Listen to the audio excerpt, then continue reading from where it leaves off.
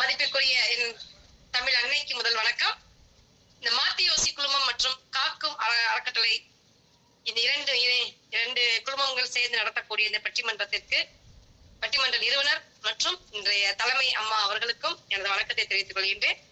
பட்டிமன்றத்தில் அழகான விவாதங்களை எடுத்து வைத்த கவி உறவுகள் அனைவருக்கும் எனது வணக்கத்தை தெரிவித்துக் கொள்கின்றேன். எனக்கு ரொம்ப கோபமா இப்ப ஏஞ்சலி நம்ம பேசுறதுக்கு அப்புறம் தான் கொஞ்சம் மனசு கொஞ்சம் சாந்தி அடைஞ்சிச்சு. ஏன்னா அவர் பேசுற வார்த்தைகள் அந்த அளவுக்கு இருந்தது. அதாவது அரசு பள்ளி மாணவர்களுக்கு சிறப்பான கல்வியை தருவது அரசு பள்ளியா தனியார் பள்ளியா, இதுதான் தலைப்பு. இதை விடுத்துட்டு அவர் தனியார் பஸ்ல இருந்து தனியார் பேருந்து வரைக்கும் போயிட்டாரு. நம்ம இங்க விவாதிக்கக்கூடிய தலைப்பு என்ன அப்படின்னா, சிறப்பான கல்வியை கற்பிப்பது அரசு பள்ளியா தனியார் பள்ளியா, இதுதான் தலைப்பு. அதாவது கட்டணத்தை கொண்டு அள்ளி கொடுத்து கொடுத்து எழுதுறாங்க, ஒரு கல்வியை வாங்குறாங்க. அது தரமான கல்வி ஆகும் என்று நம்ம நினைக்கவே கூடாது. எந்தவித கட்டணமும் இல்லாமல் தரமான கல்வியை கொடுப்பது எங்கள் அரசு பள்ளி. எவ்வளவு சலுகைகள் எங்க மாணவர்கள் கொடுக்குறாங்க. எங்க பள்ளியில படிக்கக்கூடிய அனைத்து மாணவர்களும் மிக வசதி உள்ள மாணவர்களோ இல்ல செல்வ செழிப்பானவர்களோ இல்ல பெரிய வசதியான சீமாட்டிகளோ கிடையாது.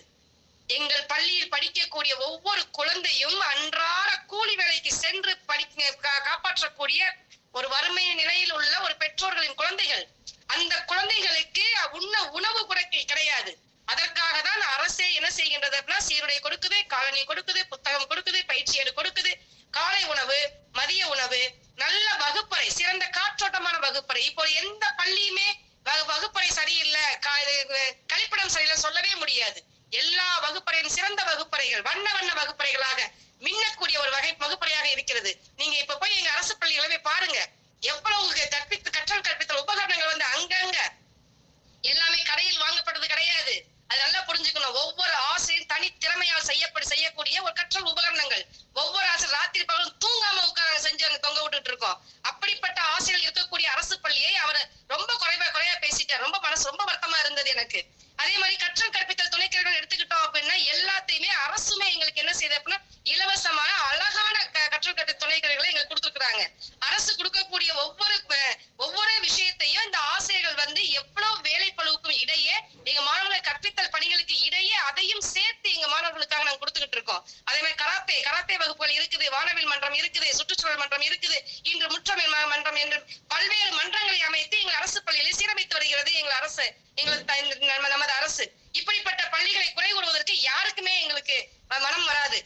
இவர்கள் எங்கு இருக்கிறார்கள் என்பதை எங்களுக்கு தெரியவில்லை. அதே போன்று இந்த அரசு பள்ளியில் உள்ள மாணவர்களுக்கு வாழ்க்கையில் எவ்வாறு வாழ வேண்டும் என்பதை நாங்கள் கற்றுக் கொடுக்கிறோம். அம்மா, ஒரு மாற்றுத்திறனாளி ஒரு குழந்தையை கூட எங்க அரசு பள்ளியில சேர்க்கிறாங்க. சேர்க்கும் பொழுது அந்த குழந்தைக்கு என்ன தேவையோ அது எல்லாத்தையுமே என் குழந்தை பண்ணுது, நல்லா இருக்கிற குழந்தை பண்ணுது. ஏன் அப்படின்னா, அவன் எப்படி பண்றான், அது பண்றதுக்கு என்ன காரணம் அப்படின்னு பார்த்தோம்னா, அந்த குழந்தைக்கு நாங்க உதவி பண்றோம். அந்த பிள்ளைக்கு சாப்பாடு ஊட்டுறதுல இருந்து அந்த குழந்தைய கழிப்பிடத்துக்கு கூட்டிட்டு போறதுல இருந்து எல்லா விஷயத்தையும் நாங்க பண்றதை பார்த்து எங்க குழந்தைய கத்துக்கிடுது.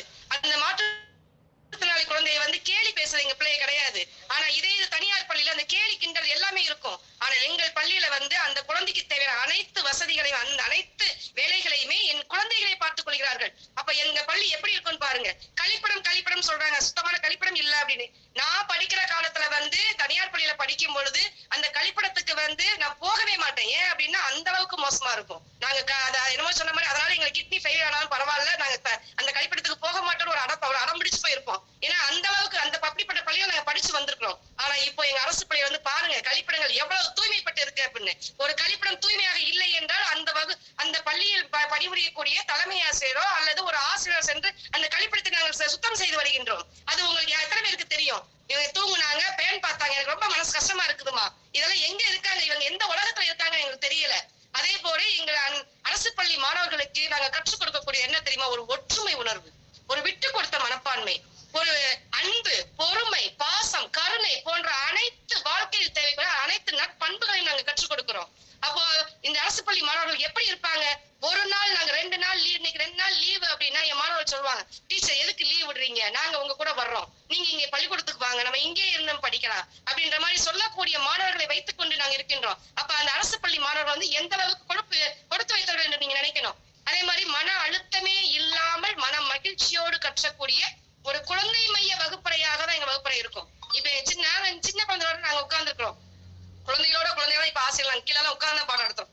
யாருமே வந்து ஒரு சேர்ல உட்கார்ந்துகிட்டு அப்படி உட்கார்ந்துட்டு ரொம்ப வசதியா இருந்தது நாங்க அரசு பள்ளி ஆசிரியர்கள் வந்து நாங்க பாடம் நடத்துறது கிடையாது. குழந்தைகளாக அவனுக்கு எந்த இடத்த நாங்க கொடுத்துருக்கோம். அவன் கீழே உட்காந்து நானும் கீழே உட்காந்துருக்கேன், நீ டெஸ்க்ல உட்காந்துருக்கேன், நானும் பெஞ்ச்ல உட்காந்துருக்கேன். இப்படி மேல இந்த ஒரு இதுலதான் நாங்க வந்து எங்க மாணவர்களை வந்து நாங்க கொண்டு வந்துகிட்டு இருக்கோம். இப்படிப்பட்ட நிலையில வந்து ஆசிரியர்கள் பற்றி குறைவது எங்களுக்கு ரொம்ப மனசு வேதனையாக இருக்கிறது. அதே மாதிரி கொரோனா காலத்துல அவங்க எல்லாமே போய் வீடு வீடுக்கா போய் கத்து கொடுத்தாங்களா? எங்க வீடு வீடுக்கா போய் கத்து கொடுத்தீங்க? நீங்க எல்லாம் யூடியூப்ல வீடியோ போட்டுட்டு வீட்டுல உட்கார்ந்து இருந்தீங்க. அந்த வீடியோ பார்த்தானா பார்க்கலையா, அவன் என்ன பார்த்தானு யாருக்கு தெரியும்? ஆனா நாங்க செஞ்சோம். ஒவ்வொரு வீடு வீடா தெரு தெருவா வீட்டு வீட்டுக்கா நாங்க போனோம். வீடு வீடா போய் உட்கார்ந்து எங்களுக்கு கொரோனா பாதிப்பு எங்களோட பிஓ ஐயா சொன்னாங்க. அந்த என்ன சொன்னாங்க அப்படின்னா, அம்மா உனக்கு கொரோனா வந்துச்சுன்னா உனக்கு கவர்மெண்ட் உன்னை காப்பாத்தாதுமா, நீ இப்பெல்லாம் போகாதம்மா அப்படின்னு சொன்னாங்க. ஆனா நாங்க அதை கேட்கல. ஏன்னா எங்க மாணவர்கள் தொலைபேசியில அழைச்சு என்ன செய்யறாங்க அப்படின்னா, டீச்சர் எங்களுக்கு ஒண்ணுமே எங்களுக்கு வீட்டுக்குள்ள இருக்கிறதுக்கே எங்களுக்கு பிடிக்கல, நீங்க வாங்க டீச்சர் உங்களை பார்க்கணும், எங்களுக்கு ஏதாவது சொல்லிக் கொடுங்க அப்படின்னு சொல்லிட்டு கிடைத்த திண்ணையும் கிடைத்த அரச மரத்தடியையும் வைத்து எனது பள்ளி அரச மரத்தடி வகுப்பறையாக கொரோனா காலத்துல 1.5 வருஷம் இயங்குச்சு. அதை நாங்க ஒரு வீடியோ எஸ்சிஆர்ல இருந்து ஒரு வீடியோ போட்டு கூட எங்களுக்கு கொடுத்துருந்தாங்க. அந்த அளவுக்கு தனியா அரசு பள்ளி ஆசிரியர்கள் வந்து எவ்வளவு பாடுபட்டோம் அப்படின்றது எங்களுக்கு தாங்க தெரியும். இதையெல்லாம் நீங்க குறை சொல்றதுக்கு உங்களுக்கு இதே கிடையாது. அதே போன்று பெற்றோர்களுக்கு ஒரு நுழைவுத் தேர்வு வைத்துதான் மாணவர்கள் சேர்க்கிறாங்க. அது உங்களுக்கு தெரியும், எல்லாருக்குமே தெரிஞ்ச விஷயம் தான். ஏப்பா என் பெற்றோர் வந்து படிக்கவே இல்லப்பா, அவன் கஷ்டப்பட்டு அன்றாட வயிற்று பயன்பாட்டுக்கே அவன் கஷ்டப்பட்டுட்டு இருக்கிறவன் எங்க போய் படிச்சிருப்பான்? அவனுக்கு நீ பரிச்சையை வச்சு அந்த பிள்ளையை வந்து நீ குழந்தைய சேர்த்துக்கிற அப்படின்னா எப்படி முடியும்? அப்ப அவனுக்கு எப்படி நீங்க தரமான கல்வியை நீங்க கொடுப்பீங்க? அதே போன்று ஒரு 90 மதிப்பெண் எடுக்கக்கூடிய ஒரு மாணவனை 100 மதிப்பெண் எடுக்க வைப்பது வந்து ஒரு பெரிய சாதனை என்று நீங்க கூறக்கூடாது. எவன் 0வில் இருந்து தொடங்குகின்றானோ அந்த 0 மதிப்பெண் எடுக்கக்கூடிய ஒரு மாணவனை நான் இன்று ஒரு 60 மதிப்பெண் எடுக்க வைத்து விட்டேன் என்றால் அதுதான் எனக்கு சிறந்த சாதனை என்று நான் சொல்ல வேண்டுமே ஒழிய, நான் 90 மார்க் எடுக்கிறவன போய் நான் 100 மதிப்பெண் படிக்க வச்சேன்.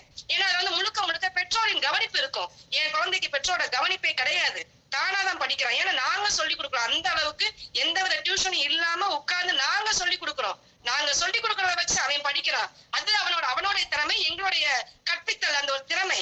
இதைதான் நாங்க சொல்லணும். ஆங்கில வழி கல்வி என்னங்க ஆங்கில வழி கல்வி? அது ஒரு மொழி தாங்க.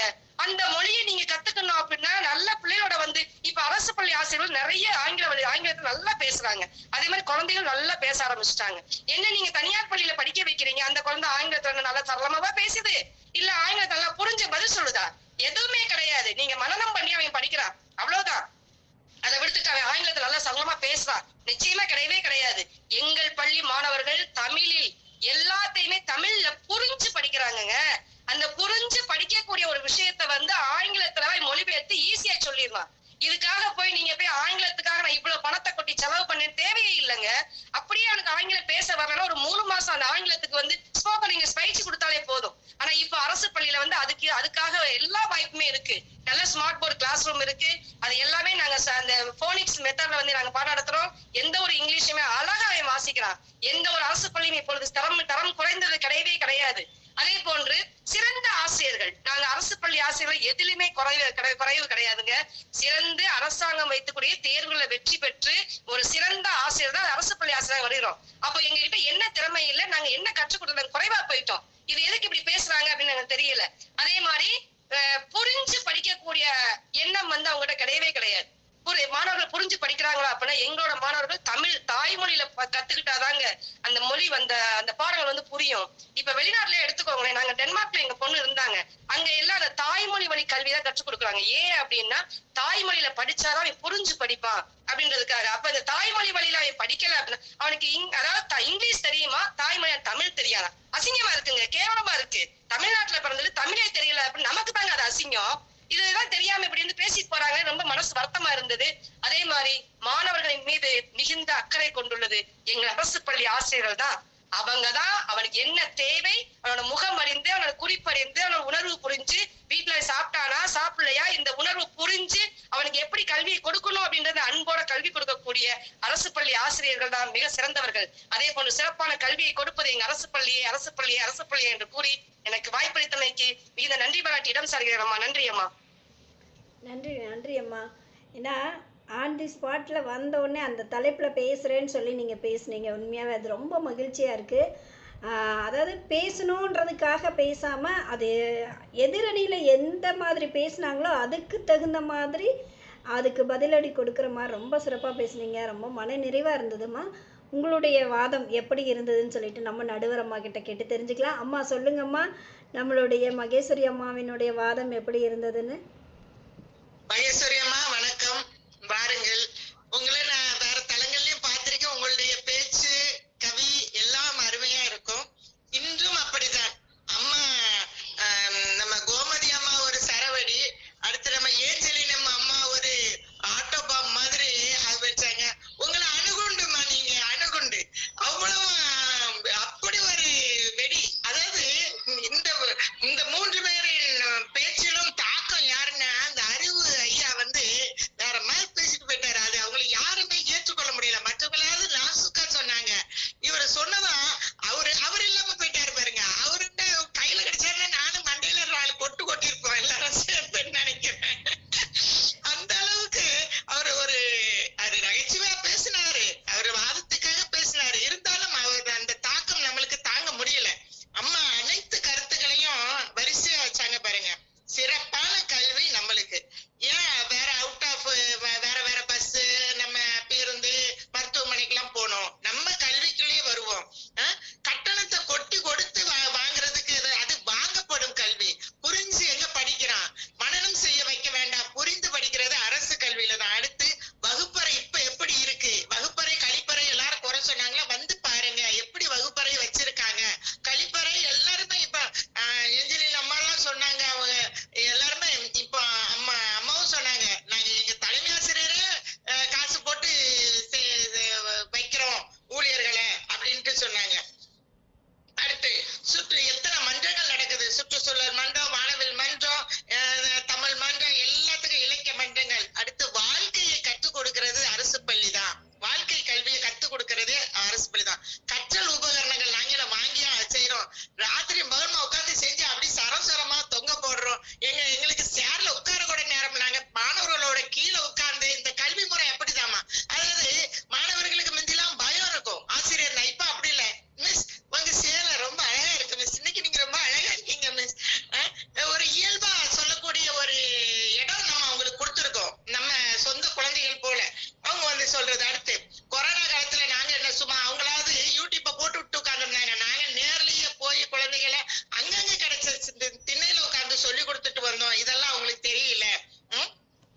மாற்றுத்திறனாளி குழந்தைகளை நம்ம பள்ளியில நம்ம ஒன்றிணைந்த கல்வியா சேர்த்துக்கிறோம். இதே இது மாற்றுத்திறனாளி குழந்தைகளை அவங்க தனியார் பள்ளியில சேர்க்க கூட மாட்டாங்கம்மா.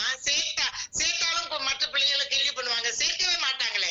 இப்ப நம்ம பிள்ளைகள் அவங்களோட அரவணைத்து போற பழக்கம் கண்டிப்பா அது ஒரு நல்ல இது ஒருங்கிணைந்த கல்வி இது கவர்மெண்ட் கொண்டு வந்தது. அடுத்து சேவை தான் செய்யறோம். நம்ம திண்ணையில உட்கார்ந்து கூட பிள்ளைகளுக்கு பாடம் நடத்தி சேவை செய்தோம். நுழைவுத்